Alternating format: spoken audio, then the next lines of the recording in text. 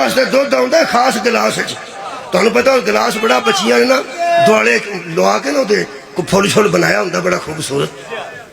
एक मौलवी मैनूं आंदा बिदतां कदों मुक्कण गया? मैं किहड़ियां? आए आओ बे वो हुण गिलास दे दुआले उन्हां फरीला लाइयां ने। तो की कोई शर्म नहीं ते यार?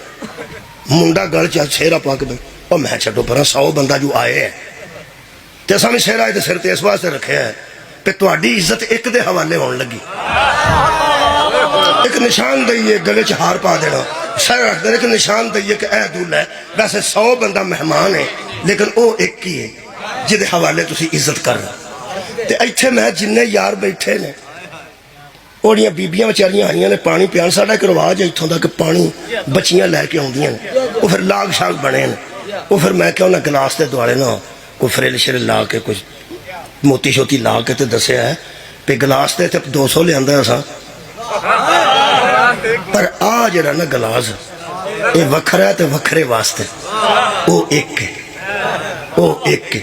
तो मैं तू कभी वेख्या हो जो कोल बैठे होंगे ने वो मुंडा लैके बेचारा झकदा झकदा उस दिन झाका भी बड़ा होंगे जो ना उस दिन तकरीबन शाम तक बहुत झाका होंगे वो। फिर क्योंकि मेहमान होंगे ने और बंदा समझता है कि अगर मैंने चौल लग गया तो भी एवं बेइज्जती होगी, या मेरे मुंह तो कोई पसीना आके बदबू आई तो भी बेइज्जती होगी। वो बड़ा झकदा झकदा मैं तो वेख्या जिदी 50 साल बाद भी शादी हुई है ना वो भी इंज करके भाई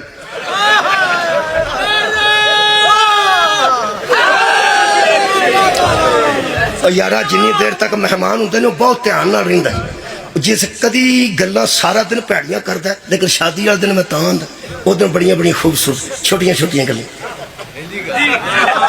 वाह जी वाह, अच्छियां अच्छियां, यानी थोड़ा बोलना अच्छा बोलना दसना भी मतलब मैं एवं नहीं। वो अगली गल फिर अगे पिछे तो बेचारा इस तरह होंदा लेकिन एक दिन कम से कम पता होंदा भी अज तवज्जो है मेरे ते, अज मेरे ते तवज्जो, अज मेरे ते तवज्जो है। अल्लाह दे बंदे हो मैं मिसाल कभी फजूल तो नहीं देती। तवज्जो तो दुनिया की होवे तो बंदा सीधा हो जाता है, जिदे ते इमाम ज़माना की तवज्जो